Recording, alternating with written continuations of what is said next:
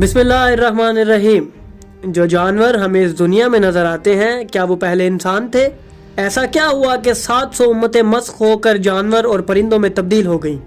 کہیں یہ مسخ شدہ مخلوقات ہماری خوراک تو نہیں بن رہے؟ کیا برے انسان مرنے کے بعد جانور بن جاتے ہیں؟ اور کیا سونا اور چاندی جسے ہر انسان حاصل کرنا چاہتا ہے یہ بھی مسخ شدہ ہے؟ تو اگر آپ انہی سوالات کے جواب جاننا چاہتے ہیں تو جڑے رہیے ہمارے ساتھ اس ویڈیو میں۔ ناظرین، کئی ایسے راز ہیں جن کی حقیقت آج تک انسان نہیں جان سکا۔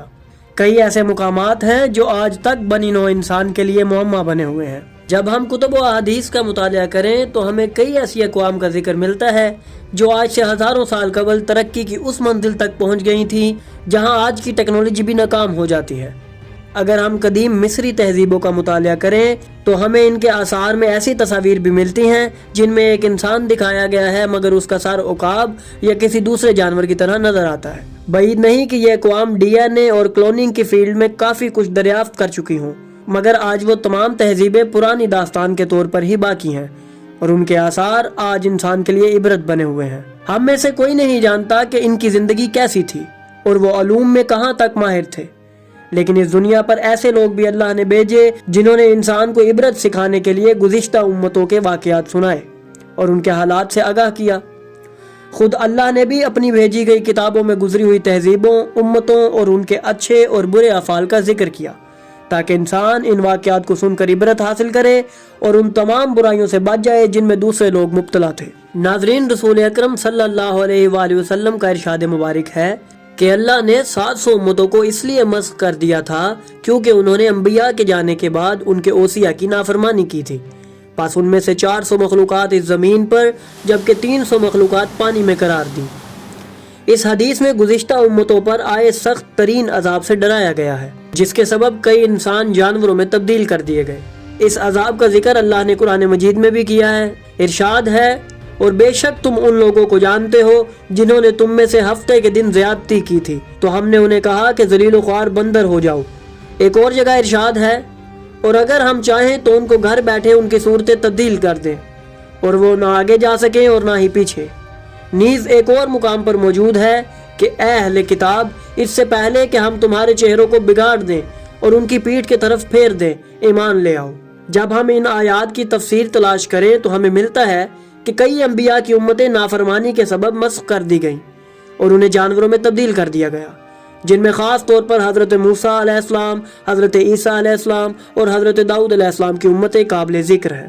جب رسول اکرم سے اس بارے میں دریافت کیا گیا تو آپ نے فرمایا، بلا شبہ عیسیٰ ابن مریم کی امت نے ان سے سوال کیا کہ آپ اللہ سے دعا کریں کہ وہ آسمان سے ہم پر ایک دسترخوان نازل کرے، مگر اللہ نے حضرت عیسیٰ کو یہ تنبیہ فرمائی کہ اگر یہ معجزہ ظاہر ہونے کے بعد کسی نے انکار کیا تو اس پر ایسا عذاب آئے گا کہ اس جیسا عذاب کسی پر نہ آیا ہوگا۔ آخرکار ان پر وہ دسترخوان نازل کر دیا گیا جسے دیکھنے کے بعد کئی لوگوں نے انکار کر دیا، پس اللہ نے انہیں کتے، بندر اور خنزیر کی شکل میں مسخ کر دیا اور کئی افراد پرندوں کی صورت میں بھی مسخ ہوئے۔ ناظرین، تفاسیر کی کتب میں ہمیں ان تمام جانوروں کی تفصیل ملتی ہے جو پہلے تو انسان تھے مگر انہیں اللہ کی نافرمانی کے سبب جانور بنا دیا گیا، جن کی تفصیل ہم آپ کے سامنے پیش کرتے ہیں۔ امام جعفر صادق علیہ السلام سے جب مسخ شدہ مخلوقات کے متعلق دریافت کیا گیا تو انہوں نے ارشاد فرمایا، اللہ نے 13 قسم کے انسانوں کو جانوروں کی صورت میں مسخ کر دیا تھا۔ پھر آپ نے ایک ایک جانور کا نام لے کر اس کے مسخ ہونے کی وجہ بھی بیان فرمائی۔ آپ نے ارشاد فرمایا، بندر، یہ بنی اسرائیل کے وہ لوگ تھے جنہوں نے ہفتے کے دن شکار کیا اور اللہ کے غضب میں مبتلا ہوئے، اس لیے اللہ نے انہیں بندروں کی صورت میں تبدیل کر دیا۔ خنزیر، یہ بھی بنی اسرائیل کی ہی قوم تھی جس نے حضرت عیسیٰ ابن مریم کی نافرمانی کی جس وجہ سے ان پر عذاب آیا۔ چمگادڑ، یہ ایک عورت تھی جو اپنی دائیا پر جادو کرواتی تھی جس کی وجہ سے اسے مسخ کیا گیا۔ سوسمار، یہ ایک بدو عرب تھا جو لوگوں کو بغیر کسی وجہ کے قتل کر دیتا تھا، پس اللہ نے اسے جانور کی شکل میں مسخ کر دیا۔ ریچھ، یہ ایک مخنث شخص تھا جو لوگوں کو بدفعلی کی دعوت دیتا تھا جس کی وجہ سے اللہ کا غضب اس پر نازل ہوا اور یہ ریچھ کی صورت میں تبدیل ہو گیا۔ ہاتھی، گزشتہ امتوں میں ایک شخص تھا جو جانور سے بدفعلی کرتا تھا، وقت کے پیغمبر کے منع کرنے کے باوجود وہ باز نہ آیا، پس اس پر اللہ کا عذاب آیا اور وہ ہاتھی کی شکل میں بدل دیا گیا۔ سگے ماہی، یہ شخص ادھر کی بات ادھر کرتا تھا اور لوگوں میں جھگڑا کرواتا تھا۔ بچھو، یہ بھی چغل خور شخص تھا جسے اللہ نے تبدیل کر کے جانور بنا دیا۔ خرگوش، یہ ایک ایسی عورت تھی جو حیض اور ناپاکی کی حالت میں بھی غسل نہیں کرتی تھی۔ مکڑی، یہ بھی مسخ شدہ مخلوقات میں سے ہے جو ایک عورت تھی جو اپنے شوہر کے ساتھ خیانت کرتی تھی۔ ایک اور عورت جو مسخ ہوئی اس کا نام زہرہ ہے، جو کسی بادشاہ کی بیوی تھی، اور یہی وہ عورت تھی جس نے ہاروت اور ماروت کو بہکایا تھا۔ ناظرین، یہ تفصیل ان جانوروں کی تھی جنہیں اللہ کی نافرمانی کے سبب مسخ کر دیا گیا۔ مزید روایات میں ہمیں دیگر مخلوقات کا بھی ذکر ملتا ہے جن میں چھپکلی، چوہا اور بام مچھلی بھی شامل ہے۔ امام محمد باقر علیہ السلام کی ایک روایت بھی کتابوں میں موجود ہے جس میں آپ نے ارشاد فرمایا، زنبور بھی مسخ شدہ مخلوق ہے جو ناپ تول میں کمی کرتا تھا۔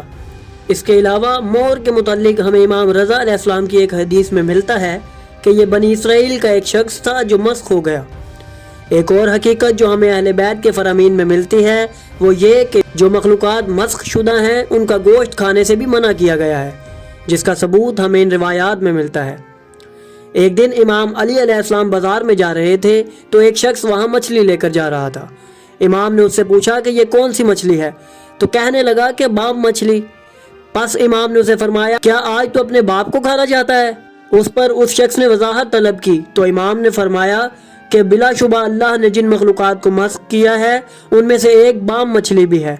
ایک اور روایت میں ہے کہ امام محمد باقر علیہ السلام نے ارشاد فرمایا کہ خرگوش کا گوشت مت کھاؤ کیونکہ یہ بلی کی مانند ہے اور مسخ شدہ ہے۔ ناظرین، ہم آپ کے سامنے ایک راز بیان کرتے ہیں جس میں اس امت کے مسخ شدہ افراد کا ذکر ہے۔ رسول اکرم صلی اللہ علیہ وآلہ وسلم نے ارشاد فرمایا کہ ہم محمد و آل محمد کے دشمن بھی مسخ ترین مخلوق ہے۔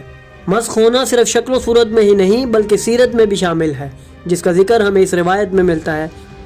اس کے علاوہ ہمیں مختلف احادیث میں بھی یہ ملتا ہے کہ جب انسان گناہوں کی زیادتی میں مبتلا ہو جاتا ہے اور نبی اور ان کے اہل بیت کی نافرمانی کرنے لگتا ہے تو ایک وقت ایسا آتا ہے کہ اس کا دل مسخ ہو جاتا ہے، جس سے اس میں نیکی اور اچھے اعمال کرنے کی طاقت ختم ہو جاتی ہے۔ کئی زمینیں اور پتھر بھی مسخ شدہ ہیں جن کا ذکر ہمیں روایات میں ملتا ہے۔ امام محمد باقر علیہ السلام نے ارشاد فرمایا، بلا شبہ اللہ نے پتھروں میں سے سونا اور چاندی کو مسخ شدہ بنایا ہے، اور کئی روایات میں ہمیں درہم و دینار کے متعلق بھی مسخ ہونے کا بیان ملتا ہے۔ بلا شبہ اہل بیت نے ہمیں ان رازوں سے آگاہ کیا جنہیں ایک انسان بغیر ان کی رہنمائی کے نہیں جان سکتا۔ انہوں نے ہمیں گزشتہ مخلوقات کے اسرار سے آگاہ کیا اور ان کے افعال بھی بتائے تاکہ ہم ان اعمال سے بچ سکیں جو ان کے مسخ ہونے کا سبب بنے۔ اس کے علاوہ یہ ایسی ہستیاں تھیں جنہیں اللہ نے ایسی طاقت عطا فرمائی تھی جس سے وہ انسان کو مسخ کر سکتے تھے، اور مختلف اوقات میں انہوں نے ایسے کیا بھی۔ ایسے کئی واقعات ہیں جن میں اہل بیت نے انسانوں کو نافرمانی کے سبب مسخ کر دیا، اور جب اس نے توبہ کی تو اسے معاف بھی کر دیا گیا۔ ہم آنے والی ویڈیوز میں ان معجزات کو بھی آپ کے سامنے بیان کریں گے جن میں ان ہستیوں نے نافرمان افراد کو مسخ کیا اور انہیں کتے اور خنزیر کی شکل میں تبدیل کر دیا۔ ہم آنے والی ویڈیوز میں آپ کے سامنے ان تمام روایات کو پیش کریں گے اور اہل بیت کے ان اختیارات کے متعلق آگاہ کریں گے جو اللہ نے انہیں عطا کیے تھے۔ اس کے علاوہ وہ علوم جو اہل بیت نے بیان کیے اور جو صرف کتابوں کی حد تک ہی موجود ہیں ان کے بارے بھی ہم آپ کو آگاہی دیں گے۔